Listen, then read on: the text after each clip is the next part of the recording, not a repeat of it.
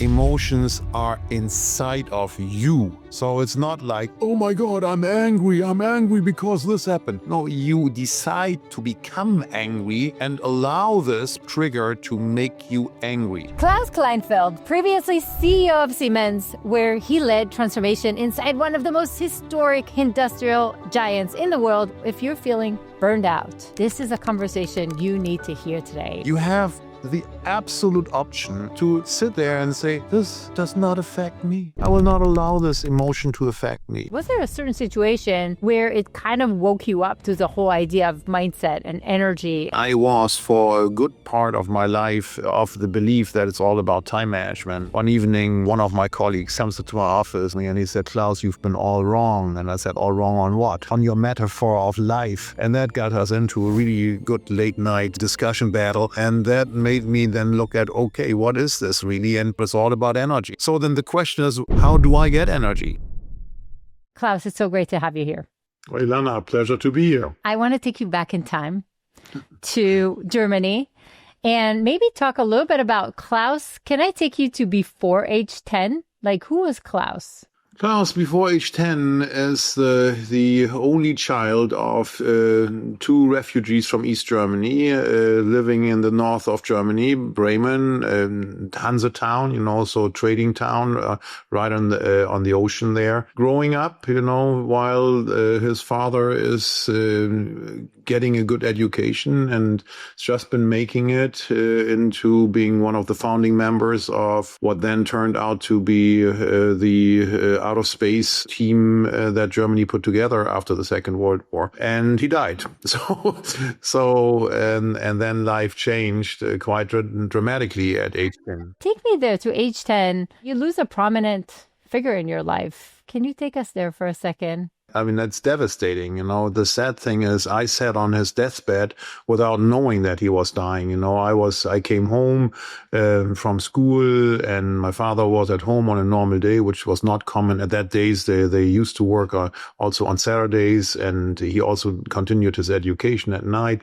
So I didn't see much of him. And my mother said, oh, he's just shut eye. And I sat next to him and was hoping that he'll wake up. He died from an aneurysm, only hindsight that I noticed. While I was trying to wake him up, his responses, to me trying to tickle him were getting less and less and less, So, but at that time, later on, at Siemens, I actually ran the unit, angiography and X-ray unit, that helped to change this environment. And many people can get saved today by minimally invasive treatment, But at that time, it was not known. How did that change your childhood or your mom or how did that change everything? It changes everything, I'm sure. Yeah, it changes everything. My parents had just bought a bigger apartment. The apartment was very small that we had, but obviously we didn't have any money. So she had to sell that again and try to recoup as much as possible. But we hadn't even moved in, So, yeah, and then she went back to work. So that changed my life also dramatically. And I think it just accelerates how you grow up. One other thing that my mother did then, all of her relatives lived in East Germany, so she decided during the time of vacation that I should go see my relatives. So I spent a lot of time in East Germany. And all of these things, hindsight, the old saying is what doesn't kill you makes you stronger. And I think they have been extremely formative for me. You get thrown into, you have to become a bit self-reliant. I grew up basically partially in two different systems, saw the importance of freedom and what freedom really meant, which has never left me. That's the reason why I also moved to the US, because that's a really very, very great thing that defines the US in my view, very attractive. So, yeah. You're mentioning how the moon landing of all things substantially inspired you? You're going back to places that are very emotional, So the moon landing I saw while I was visiting my aunt and my uncle in East Germany, and you were not allowed in the East to watch Western TV. And obviously the Russians had a heads up. At least the US thought they had a heads up with Sputnik and the first man, Gagarin, I think it was, flying out of space, So the moon landing, we wanted to watch it because it was such an important thing. television, but we could only watch it on German TV. And again, that wasn't allowed. And so we set the clock. It was late at night, we got up and closed the curtains, and then huddled around the black and white TV. And the black and white TV had an antenna, so you had to twist the antenna to get a better signal. But it literally was just like this snow, snow forming, and suddenly out of the forming snow, you see something that looks like an image, and then comes this live transmission from the man basically getting out on the moon, So, and what it symbolized for us, huddling around this, in kind of secrecy, is that, well, maybe one day the world will come together again, so in a free world. Incredible. And do you feel like that motivated you, or how did that inspire Klaus later on? Like, what impact did that create for you? It inspired me in many ways, because I also was for 8 years the head of the American-Russian society, and I have a lot of friends over in Russia, really good friends, and I've worked most of my business life, I've worked internationally. I have become fascinated through this by humans and what humans do for different motivations. I have seen people being enormously courageous, knowing that the environment would punish them for this, even at a young age. One of my best female friends actually was not allowed to go to university because she decided to wear her Christian cross, while she was going to school, and she was the best in class. And the committee basically decided that she's not ready to go to university. So the recommendation was that she should work in forestry, for a few years, to redeem herself. But it was not easy for her to find a job. She eventually ended up working in the church as an assistant, as a secretary, basically. But she was actually, when the wall came down, she was together with her husband, one of the first, that left and built her life again, So, but seeing that she made that decision when she was 17, so, and knew fair well what consequences that would have for her. Unbelievable. And again, it's hard for us, I think, a lot of times, unless some of the listeners are from these regions, but it's hard for us to even imagine a place without some freedom, right? I think it's really, really hard. So you did do some other roles in your career before Siemens, but what was your career like? Like, where did that take you? I was always interested in math. I mean, I loved programming. Even at the time, it was originally unimaginable that one could own a computer. So I wanted to get my hands around a computer, and there were only two places to do that. One was in the physics department, and the other one was in the econometrics department. So I chose the econometrics guys. I just liked this more practical problems there. And I like to crack some more complicated things, so that made me work in consulting, which at that time was just barely invented, and I enjoyed it tremendously, seeing a number of different industries cracking complicated problems. If you would have asked me, Klaus, do you ever want to become a CEO? I would have said, no, I have no desire. But what happened then is when I then moved from consulting to bigger companies, and I realized that a lot of the times the people I worked for directly, I felt that they made the wrong decisions. And I thought, well, I think I can do this better, and I can influence the people who work for them in a much more positive way. So it motivated me. And in the end, I ended up running Siemens and was the youngest CEO that Siemens had ever selected, So take me there for a second. So you joined Siemens. What were some of the initial roles, and how did you position yourself to keep climbing the ladder? I mean, Siemens was a client of mine in the consulting firm. And I then decided I wanted to leave consulting and go into an operative role. So I interviewed, but I didn't even interview with Siemens because I felt I knew them quite well and I wanted something else. So I went into the pharmaceutical industry, left to go to Switzerland, and worked for what now is Novartis in the pharma division. And they were crazy enough to allow me a role in the Central central nervous system drugs part, which was insanely interesting. One of the most interesting jobs I've literally ever done. I would not have left it, but the Siemens folks knew that my wife was working as a civil servant in Munich and would not have that easily been able to transfer to Switzerland. So they offered me a very attractive position. And so I joined Siemens. Amazing. So you joined Siemens. And again, some people are right now kind of mid-career, maybe in some kind of a senior manager role, a director role, and they're trying to figure out, how can I prove myself? How can I climb up the ladder? Like, what are some of the things that you think that you did to position yourself more ready to eventually take on such an incredible role? I tell you, I don't know how many times I've had with colleagues in my age at that time that had their own spreadsheets of who is at what age and what is the best position and God knows what. I always thought that's a waste of time, a complete waste of time. I also thought it's a waste of time to listen to the HR folks who tell you this is the career path, So I always thought in the end, you have to be your own entrepreneur. And one of my mottos was, I love it, change it or leave it, right? And I've always lived by that, right? So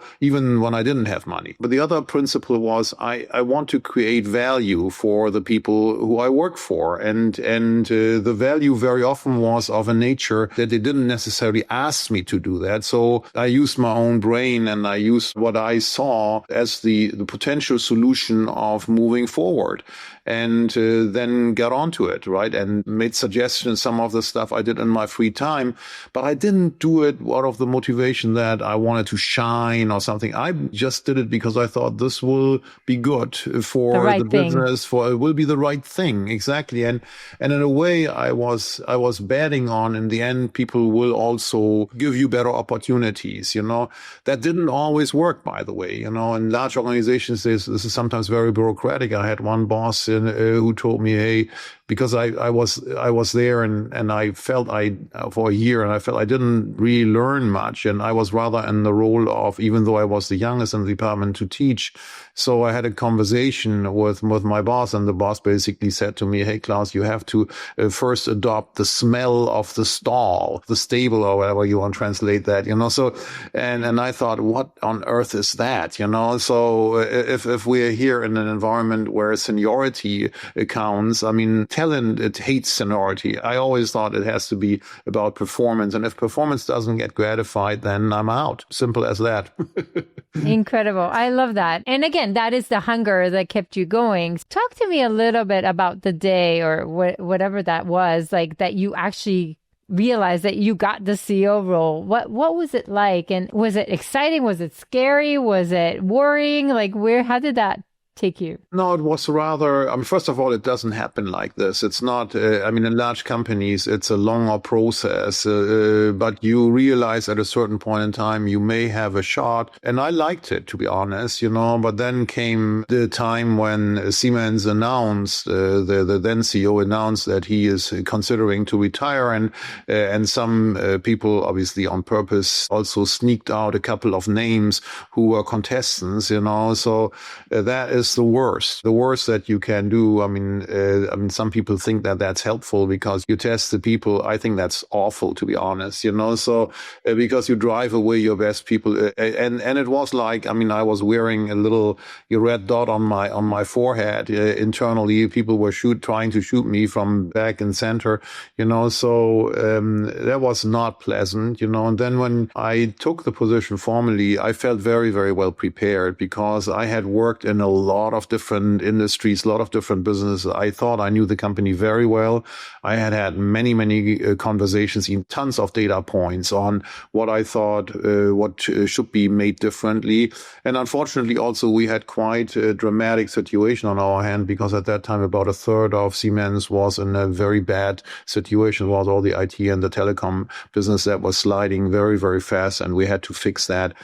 So that immediately started with a pretty dramatic turnaround, which was not pleasant. So talk to me a little bit about it, because again, I think CEO at the end of the day, it doesn't matter like how many people you have around you, is a pretty lonely place. And it's a lot of decisions. It's a lot of challenges. There's a lot of conviction that you need to build within yourself that this is the right idea. How did you take it, or how did you build yourself to it? How did you cope with things? It's good to have a number of mentors. And fortunately, I had a lot. And many of those, I would not call formal mentor relationships, just people who I admired is the wrong word, whose judgment I liked, appreciated, and it's not that I would immediately take their advice, but I would listen to it because they have more experience, have I forgotten certain perspectives. And I always had that. Partially, because when you grow up without a father, you always, I think,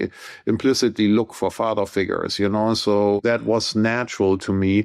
That was one thing. But in the end, this is a lonely job. And the most important decisions you have to make on your own. And the tragedy really is that which people only realize when they are in such a situation, very often you make a decision and the alternatives. You've thought about the alternatives probably more in depth and studied this more in depth than anybody on this planet. So you make a decision, there's no good alternative. All alternatives have crap on there. And you make a decision and you think this is the best alternative of all the crap that you have. The next day you read in the paper or you see on TV, how you're getting dragged in the mud because some idiot journalist, writes up all the things that are the negatives. They don't know, and you can't tell them what the alternatives are because you don't want to make the situation even worse. And there is sometimes this moment where you think, if only I could, but you can't. And then you have to suck it up and basically say, okay, fine, that comes with a job. To think that this is a pleasant experience would not be the right description, So.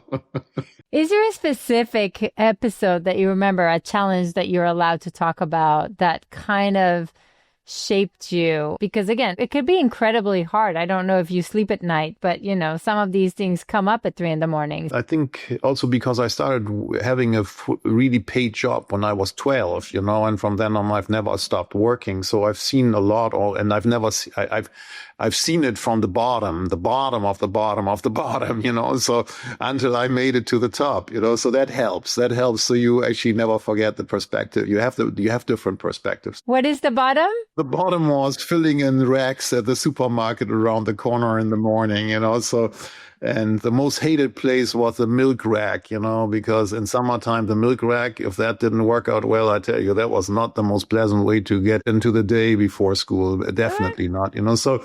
But it also was fun. Come on, it was a lot of funny things also. So otherwise I wouldn't have done it, and it paid. It gave me real money. So that was the important thing. Take me to a challenging moment as a CEO that you had to force. On the challenging moment side, I think I saw very often that people were not making decisions. They did it probably out of the good heart that they didn't want to hurt the person who was in some type of a leadership position. But what they didn't see is what is really happening with all the people who are reporting to this individual, And that's one thing. The other thing that I realized is that I always believed I have to, whatever I do, there's a good thing in everyone, and I want to treat everybody with respect. Even if I have a difficult message to convey, so I've let a lot of people go, but I think I hope in most, if all, not all cases, I've done it with showing them that it doesn't mean that I have no respect for the individual.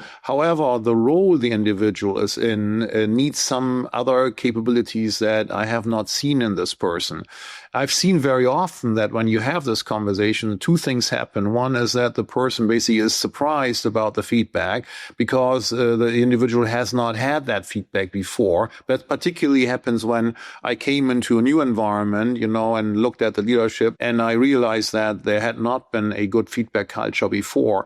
That's painful, but the other thing that I also realized that most people actually realized how true it was, and they suffered from it implicitly because they were knowing that they didn't live up and it was burning into them and they didn't enjoy the job. And in a way, it was almost like a burden falling off them, And I still remember, that's not always the case, but I still remember somebody who I very much admired, It was in my early days, and I told him, look, this is not the place for you. And you have many, many talents, but this is not the place. This will kill you, literally burn you out, So he was so mad with me. I happened to meet him again, and we had a longer conversation 2 years ago at a friend's 60th birthday party, and he walked walked up to me and he said, "Hey, Klaus, I really want to thank you for that moment, because he's happily married. He has had a super life and did something that was so fitting to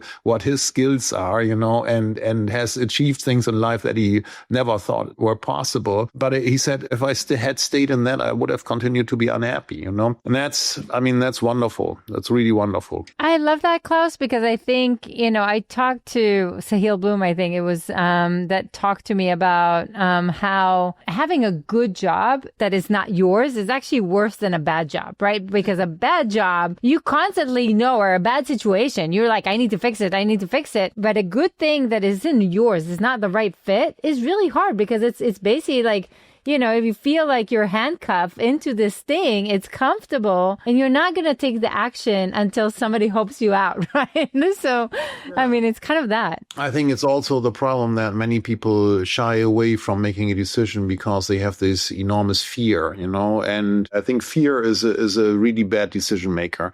I always call fear as an acronym, false expectation appearing real. And I think this is very true because it's this ambiguous thing. Very often we don't even want to think about it. It gives us shudders, leaving the job. Oh my God. Yes, it's terrible. Oh my God. Tomorrow my boss is going to treat me badly, and dress me down in front of everybody, but I'm losing the job. But in reality, then if you think about when people make these decisions and courageous decisions where they had fear before, and analyze them and also look hindsight, how has it worked out? I think in most cases you'd see that many of these things that you were thinking would happen, did not happen. And what would have happened if you had stayed in this, you see it also in relationships. If you had stayed in the relationships, you would have ended up having a very, very unhappy life. And Ilana, I think you've read the book, I have a chapter in there on what can we learn from the dying, and there's this one study about what do people say on their deathbed. And I think to me, it's one of the most chilling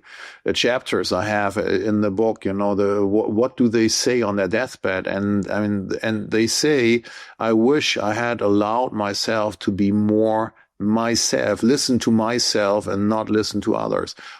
And the worst one is, I wish I had allowed myself to be happier. That is profound. And it's profound because that's the realization there that happiness is inside of them. They can choose. And that's the other thing on the emotional energy side. People have to understand the emotion is in you. You can choose, right? And yes, the environment sometimes triggers a lot, but then you can also choose to leave the environment. And I think that's brilliant. And this is a chilling realization, I think, because I think regret is a really hard feeling because you can't fix a lot, right? And I think this is where there's like a lot of sorrow, like a lot of sadness about a missed life, right? And I think Daniel Pink had a book all about regret, which it's amazing how similar ideas these are, right? And most people regret things they did not take action on, not the thing that they took action that did not work well, which is kind of interesting. Was there like a certain situation where it kind of woke you up to the whole idea of mindset and energy? I was, for a good part of my life, of the belief that it's all about time management. Having grown up in Germany, discipline, time efficiency, that's the thing, So I was completely in that, until one evening, at that time I was working in New York. One of my colleagues, who was also a good friend, comes to my office and he knew how to poke me. And he said, Klaus, you've been all wrong. And I said, all wrong on what? And he says, on your metaphor of life. The metaphor of life was, life is like an ultra marathon, and I was running marathons at the time. And I said, okay, tell me what, and he said, no, life is not about ultra marathons. It's a sprint and then a rest, and it's all not about managing time. It's about managing energy. And that got us into a really good late night discussion battle, which he won, I have to admit. And that made me then look at, okay, what is this really? And I had noticed before, so it was not an entirely new thought. I love to play tennis, and I had noticed before that something was going on in the tennis world. We saw this phase where people were shooting up and then burning down. But then all of a sudden, you had people staying in top for longer and playing for longer and they got older and older and older and stayed at the top. So I wasn't quite sure what exactly happened there, but I thought there's something going on there that one should probably learn from. And in reality, I mean, these guys who are in high performance sports or special units, they had figured it out. It's all about energy, and what does it mean? Energy is about physically being strong, treating your body, mind, and soul well. And also mind plays a major role, and soul too, so that got me onto that track. So that's amazing because, again, I didn't believe mindset exists. I believe that you can just persevere through anything. And, if something gets in the way, you just work harder, right? Right? Like, let's go. So that's where I was for many, many years. And in fact, I think one of my shame areas is that it's not that nobody said anything, is that I wasn't receptive to listening. Like, I think that every time I heard the word mindset or that I heard the phrase energy, I was just like, oh, this is a bunch of crap. Let's go. It's for losers. This is for losers. I'm going to be like... So tell me, how did you morph, but also how did you take others with you? How do you do it when you need to work really, really hard, especially when you have very demanding roles? I think everybody has that. We don't want to talk about that in business. We are strong. We can do anything. We don't admit any. Even if we have a bad day, we have a really great day today, don't we? Exactly. Shit together, man. Fake it. Exactly. I always approached it from the perspective of performance. I would not have bought into it if I would not have always looked at how is that working for performance. So my optimization criterion was always performance, right? What really cracked the code was looking at sports, because if you look at top sports, and for me it was tennis, but in the end it was tennis. I think was one of the first that discovered it because it's a really brutal single person on the court. You lose most of the time, you're not number one is number one. That's the person who walks away with money. The rest is crap, out of 300, so you lose a lot, so that's why I thought this is interesting what's happening there. And so I started reading some of the books and saw what they were doing, and that convinced me. And then I also saw that in the special unit side, this thing of mental training, how that works, and that this is real and that you can get your performance up. So I tried stuff out. I tried neuro-linguistic programming. I thought was cool, super, super cool. It was very interesting that even though already at university I tried to meditate, I thought this is such for douchebags. I can never do that. That's a complete waste of time. I learned, however, a thing called autogenous training, which is a self-hypnosis technology developed in the 18s, by a guy called Schultz, which worked magically well, super, super well, So, okay, there was something there, but I realized also that it's all about breathing. But frankly, until I realized breathing is so cool, and for instance, when you are in a stressful situation, to just get yourself into a more peaceful environment, and have much more focus, much more capability to process by just simply controlling your breath, and then simple things like, which I saw actually in almost all really great leaders, this aspect of compartmentalization, of basically not having capabilities to switch from one thing to another, or managing your emotions and mindset perspective on what you see. How many times have I seen that everybody sees something negative? I see that there's an opportunity, Those things I saw were real, and one could use the playbook and use that playbook to also increase the performance for oneself as well as for a whole team. This is incredible, Klaus. I needed to learn this the hard way, but it was actually interesting. And you shared a little bit of a sport. At some point, I decided to do what is called an iron distance triathlon or Ironman. Yeah. And it's a long day, right? It's like, I don't remember, like 4.4 miles swim and 180 kilometers bike ride and a marathon at the end or whatever. When I was training, the hard piece is the training, right? And I remember coming to work and I had a good friend that was looking at me and he was like, Ilana, you look like crap. Right. And for me at that point, like, I was training, and I was actually getting slower instead of faster. And I was like, how is it possible? So instead of slowing down, I would like slam even more training.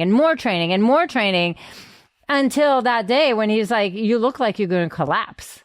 And it was true, right? And the solution was to take 2 weeks break. And I'm like, I can't take a break. Like the Ironman is right around the corner. Like I can't take a break. I'm becoming slower instead of faster. How can I take a break? And actually, it's the break that actually saves me. But I don't think that I realize it to the world of work. Like, were you already like CEO of the different companies when you already realized that? Did you start operating in a different way? That is true.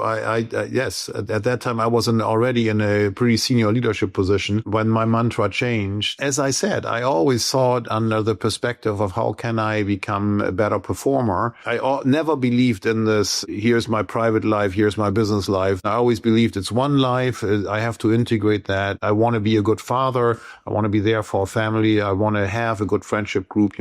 At the same time, I also want to be a great leader. And also, I always saw this as one thing, so I thought this is great. I can expand my tool set.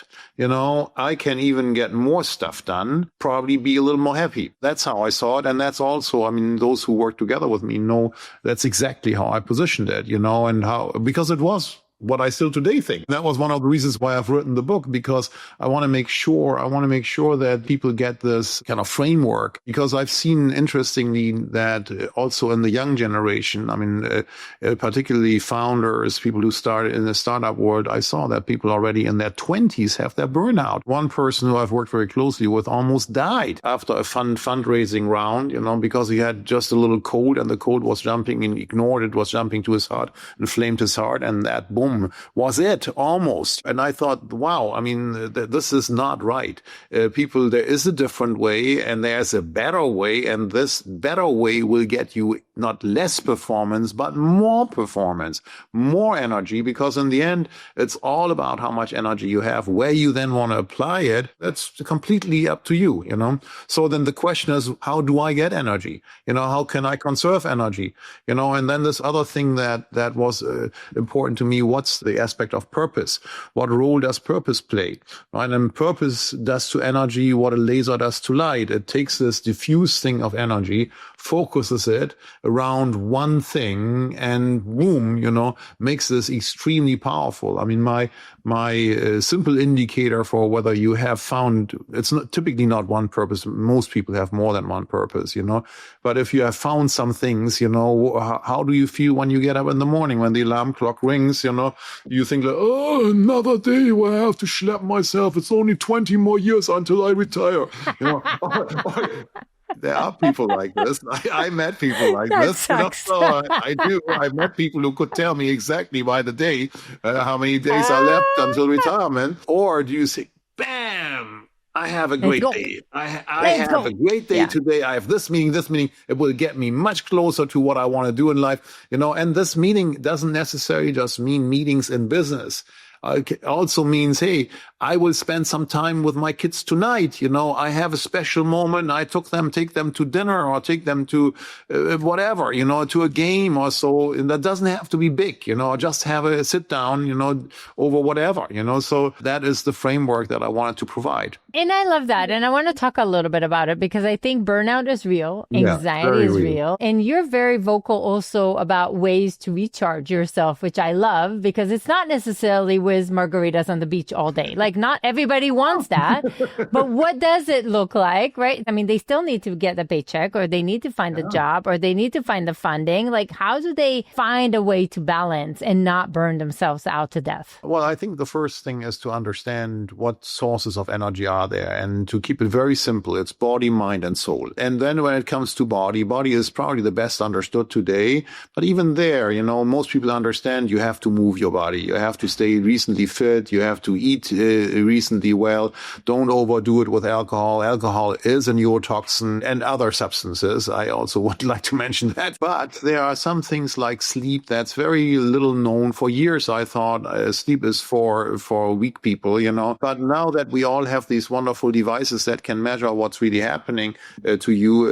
It's really fascinating to see how sleep alters your capabilities, So that's good. Breathing is the power drug. I mean, the ultimate power drug. Super. Everybody breathes. It's easy to learn. You do it anyway, until the last day. So why don't you use it more effectively and to get oxygen into your body and to calm your nerves? It does multiple things, And then on the emotional side, I think the fundamental thing is to understand emotions are inside of you. So it's not like, oh my God, I'm angry because this happened. No, you decide to become angry and allow this because you allow this trigger to make you angry, right? You have the absolute option to sit there and say, this does not affect me. It affects me mildly. I will not allow this to happen. I will not allow this emotion to affect me, so that's important. And then there are obviously very strong emotions that we also don't talk about and almost overlook that. Isn't that sad to say? Love, love is the most powerful in positive as well as negative ways emotion. And also the interesting thing is there are ways, how you can exert it and also how you can gratify yourself by gratitude. If you do something for others, whether they know or not, I think you usually feel good about it and it gives you positive energy, So those are things, you could call them little tricks, but little tricks that go and you don't need any money for it. You can do all kinds of things. Hold the door open, say a nice word to somebody, random acts of kindness, I call this, So, and I enjoy it. I'm a big fan of random acts of kindness, And then on the mindset side, I always tell the story, because I feel it's so clear. It's of the old shoemaker who has 2 sons. He wants to pass on his business, but he doesn't know which of the son has it. So he sends them to Africa, one to the West Coast, one to the East Coast. The first one who goes to the East Coast writes him a note and it says, Father, I have very bad news. There's no market here. They are all barefoot. The other one sends a note back and says, Father, send me as many shoes as you can find. This market is endless. Everybody is barefoot. I do believe that one of the traits of really good leaders is in the mindset part. As in others also, but very strongly in the mindset part. I know that some of the top folks have trained themselves to always look to the contrarian side. Whether you then adopt it or not, it's a different thing, but to force yourself to say, okay, this is common wisdom, but is there another way to look at it? I look at leaders not by them explaining to me what went wrong in the past, why they couldn't make their numbers, but explaining to me what is going to happen. I say, I want my leaders to look around the corner. That is the skill of real leadership. Usually you know your business so well that you see things much earlier than others, that others don't see. When it's common wisdom, even children can see it, but because it's in every paper, but you see it. Jeff Bezos, he named his company Amazon after the largest river on this planet because his idea from day one on, he wanted to create an e-commerce company that is the largest river of goods, on this planet. And throughout his life, this was the vision. Boom, boom, boom, boom, So that's on the mindset side. And then the spiritual side, it's another one of those things that never gets talked about. To have a belief in a higher being is giving you strength. So, it's your decision whether you want that or not, but I can tell you from my own experience, having been challenged often and early, it was a very good decision that I have that belief. We tend to bring not the data, but the drama. Instead of this is the fact that happened. I got the rejection. I got the whatever. That is the fact. But now you're creating this whole story and drama around, I'm never going to be hired. I'm too old. I'm not relevant. You create this entire world of drama. And I think you said it so beautifully. It's not the challenges that stop us. It's the beliefs around these challenges. It's that fact that now with this belief, now we're not taking action because we're thinking again about the drama instead of okay, is there an actually potential, right? What is going on here? You had a post on LinkedIn that basically said, hey, gone fishing, I'm basically, a salute, right? For a while. But then I said also that I don't shut off, Exactly. Right. Because again, you will find your own ways to recharge and what fuels you. But I think there's some shame, and I want you to help me cut to the shame, Klaus, because you've done all the things. You've been a CEO. You've been investor, chairman, author now. Like, you've done all the things, and still there's no shame in saying, I'm going to recharge. Bye. Hasta luego, right? How should a person that is trying to create more of themselves and be relevant and work harder, and how did they do that? Yeah, I put gone fishing in there, but to explain exactly that, the thing that is not commonly admitted, today people say, oh, you have to completely do to the digital detox. I can do it. I mean, because I remember at times, when I couldn't that easily get hold of my office, and then I came back after 1 or 2 weeks somewhere, and all this stuff had happened. And I thought, my God, I wish I had never been away from my desk. So in my view, this is more liberating, if done right. So obviously, I have an office, and the office knows how to prioritize, and that they just reduce the workload on me. So I will not, I mean, for a time there, I will not work with the same workload, but I will not completely disconnect. That's what completely stressed me out. Frankly, also, if you are in a normal business, to completely disconnect, very difficult. If the higher you rise, I think it's almost impossible, really almost impossible, right? So I think that's more natural, and you have to find a way how you still recharge, and my routines, at those times, I can do more things that recharge me, but I also, in my normal life, will have times of recharge. It's not like, hey, here's business, here's life, and only then will I do that. So it's rather a normal process. One of the best advice I ever got from a friend when I became CEO, by the way, who said, Klaus, you now have to, every beginning of the year, lock in vacation times, and into your calendar. And I said, why? He said, do it, because otherwise you will never be able to go anywhere, do anything. And I did that, and he was right.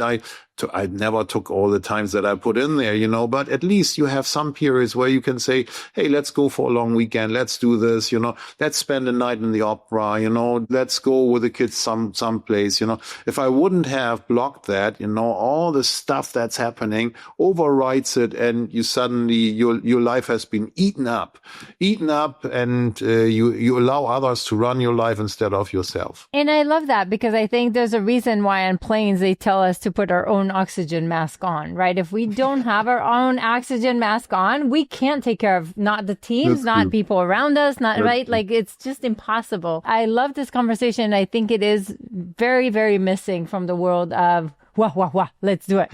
Right? So you do have the two extreme, like the wah, let's do it, and the complete detox, but you don't have, let's just prioritize, like our own things are important for us and just make them work, because you can have it all, just not at the same time. So let's just kind of prioritize in a way that keeps our sanity. Yeah, exactly. But I think both sides, I think that rah, let's go, and we're going to fight it and we're going to win. The sprint is even stronger if you go at it relaxed. You've had your time. It's also interesting that people should not think about it. Hey, if I do a sprint, let's say for 2 days, that I need 2 days of rest. That's not the way it works. You sometimes have routines. In tennis, they have this routine that every top tennis player has rehearsed until the end, that during the serve, 20 seconds maximum time allowed. They have this routine where they literally have a movie going on through their mind that entirely reframes them, and the moment the new serve comes, they are literally a different person, so you can screw with your mind in a very positive way. And you should learn these things. A friend of mine, who works in Hong Kong, in a high rise, he gives his cell phone to his assistant, drives down with the elevator, walks around the block a couple of times, enjoys the lovely noise and chaos in Hong Kong, then moves up again, And if somebody called the assistant, say, yeah, he will come back in a few minutes. I call you back, blah, blah, blah. Then he gets on it. And that's reset. Others I know close the door and say, let me just close my eyes. I do a breathing exercise for 10 minutes. And I guarantee you, 10 minutes, you be recharged, So there's different things that happen. Some people just listen to a piece of music. I'm a big music fan. For me, music, a big thing. I listen to 3.5 minutes a song, and boom, I'm a changed person instead of plowing through, So there's very, very different things that you should learn how to recharge, and also learn how to not exert energy when it's unnecessary. You don't have to respond aggressively, jump out of your chair. The Japanese do some of this very well. They just close their eyes. The higher up they are, you see them sitting in the meetings like this. You never know, are they asleep or what, But some are asleep, that's true. But many just recharge, listen, with your eyes closed. You can actually listen better, and become a superhuman performer. Ooh, this is so powerful. Klaus, what would be one thing that you wish somebody told you way earlier in your career that would have shaped you? Take me there. Like, what do you think was something that would be really, really helpful for you? Well, the energy side, I wish I had known that earlier. Would have actually allowed me even more, to do more or do it more relaxed, probably. Other than that, I mean, the thing also, when you get into a CEO position, the biggest surprise for me was the amount of things that land on your desk, because in reality, in most companies, I mean, the all the crap that the people below you can't solve, they all land on your desk. And if you don't have a way to compartmentalize and stay sane, you get the impression as though this is a disaster zone that you're in. Sometimes it is, by the way, but that's another story. Another story for another day, for sure. Sometimes I'm in the disaster zone. Never. So exactly. And that suddenly you don't have a boss, but you have a group as a boss, the board as a boss, and that you suddenly go from talking to somebody who you know what pressure points are there, what not to do and what to do. But with a board, you have group dynamics, and in group dynamics have only two stable states. And I've seen that many times. Either they love you or they want you gone. And the false belief that in these environments, it's all about performance and performance trumps everything. Very false belief. Tell me more. Well, in group dynamics, there are a lot of variables that people consider important for a decision, right? So, and many of those might be very personal and might have very little to do with the true performance, So I work a lot with CEOs of companies these days, and I know that is one of the things that many have gotten surprised by, and some have fortunately realized that early enough, and some have been struggling with it, but almost everybody is wondering what on earth is going on. And again, it sounds like the way you change your mindset, your belief, the way you recharge, all of this is what keeps you sane with all the things that you're involved today. Klaus, anything else that people, listeners should learn, should hear from you? I think this point of purpose that we haven't talked about is one other thing. We have talked a little bit about it. And I actually used the book because I wanted to clarify for me, what is this magic thing with purpose? And because I always thought, have I gotten this right? And I hear so many people wonder, I don't know what my purpose is, blah, blah, blah. I have a long chapter on this, because purpose is the one thing that humankind has struggled with since beginning, and there are many, many intelligent people who have thought about it. I do believe it's worthwhile to reflect on it, to think about what gets you moving, what do you want to do? I mean, do a couple of reflections on it. So I think that's important, because purpose is this magic thing that brings everything together. And the other thing, Ilana, you touched upon it a little bit before, it's this self-talk. And I think most people, and that also comes with the reflection on purpose, to figure out what purposes you want to follow, you have to figure out who you are. And that sounds like simple, but in truth, you have to establish some observer in your mind who is able to distinguish between all these things that come up in your mind, and which are your own thoughts and which are thoughts that have been coming from outside or somebody gave you and that you have adopted without even knowing it, and they are not really yours and they have not benefited. They have not benefited benefited you. So to go through is kind of a systematic filtering process on saying, well, is that really me? You know, it doesn't matter if it came from somebody else and it's good, yeah, and you like it, and go for it, you know, but if it came from somebody else who sneaked it in, you know, and it is a limiting belief that has been following you all of your life, you know, then you rather throw it out the door quickly and give it a kick and never see it again.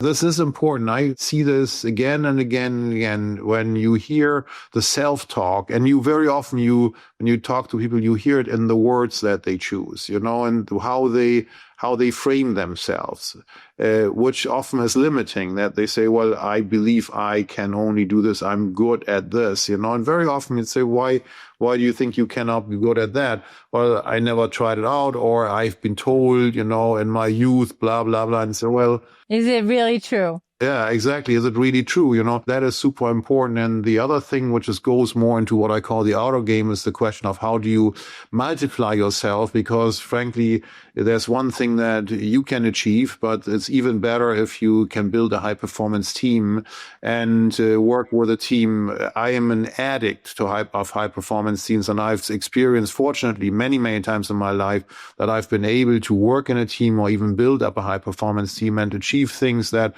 I would have never in my life achieved on my own, right? And how do you build this? Because there is a relatively simple mechanism to do that. How do you build that? And I would highly recommend the higher you rise, you know, make sure that you look at your team, not just as I lead my team and I'm the smartest man in the room, but I really want to create a high performance team that goes through thick and thin, you know, and where people basically have trust, have a commitment, and are aligned around what winning looks like. That's another interesting thing. Many times people don't understand, what is it really that we want? I mean, their KPIs are 500 KPIs. You can't figure it out. So, but what is it? What is one thing that winning looks like? You know, so that's the cool thing about sports. In sports, everybody knows there's the goal. You have to shoot through there. That's when we win, you know, but in business, when you ask, I have had many times that people say, oh, my team is not really behind me. And then when I talk to the team and say, well, what do you think winning looks like? I get 500 different views, you know, because the leader has not expressed very clearly. Yes, you have to do your part in it, but this is ultimately what we want to do. And in every special forces mission, you know, this is the goal. You have this task, you have that task, but the goal is this, right?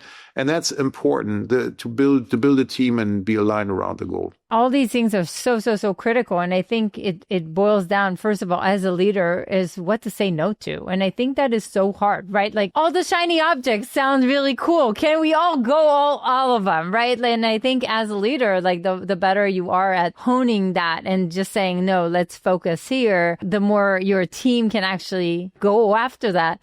But I think you said another thing that I want to talk about, purpose. So, and again, in Leap Academy, we have a lot. Basically, that's what we do. We help people reinvent themselves, figure out what is the zone of genius, what are the must-haves, right? And I think one of the interesting thing is, first of all, that many times it's scary or it's uncool to admit what their new passion is or what their new purpose is, right? Because it's not aligned with what their parents expected or what, you know, people expected from them or whatever it is. Like, it's the uncool thing to say. The other thing is there's this myth about this is going to be your passion. The problem is that when you're experimenting with something new, you don't know if it's your passion yet. You didn't stack enough evidence to say that this is your passion. You think that it could be interesting. You think it's worth exploring and maybe experimenting. But when you're expected to fall in love with this, I didn't fall in love with the idea of Leap Academy until it became one of the fastest growing companies in America. You know what I'm saying? Like, you don't fall in love until you have like stacking the evidence. But I think this is also where this is an era of every, you know, successful person will probably have multiple streams of ventures, incomes, things that they care about. And sometimes it's for, you know, something that you're passionate about. Sometimes it's something that creates income. Sometimes it's something that creates status, volunteering, whatever. Like, I think we're looking at a whole different level of future of careers and education and the way we're looking at life. What are your thoughts around it? This is very good that you bring this up, because I think that is a misunderstanding, particularly of young people. And I've heard this, unfortunately, as a career advice way too often, and I think it's wrong. Look for your passion is a very difficult one, because if I look at my life, my passion was not to refill supermarket racks. No way. No way. My passion also was not to turn around companies. I had no passion for this, However, my indicator was always, where can I create a lot of value? And do I think that I can do this? And let me try this out. And then I realized I was very good at it. And the moment you are good at it, you suddenly get this, reinforcement. You say, it's fun. Oh, maybe it is my passion. Really fun. It's really fun. I like it, and why do I like it? Because I have results. But go into something where you say, hey, this creates good value for society, or for my company or for business, and can I do something in this field where I think I probably have some skills? Try it out. I mean, there's this old rule of Malcolm Gladwell came out with, and I think it's proven that I think a million times or so, your repetitions of a million times under guidance, which is true. I mean, I'm just listening to the Agassi autobiography, and when you see, how his father drove him through the tennis court from early childhood on, and had the idea of this will be number one. There was no passion. It was hate. He admits it was a hate, but he became very good, and he then enjoyed it. He also admits he enjoyed it. He hated it, but he enjoyed it. Passion is a different ball game there, and I think it allowed him to lead a very fulfilled life. I'm not saying that as a father you should drive your kid like this. That's not what I'm saying, just to clarify.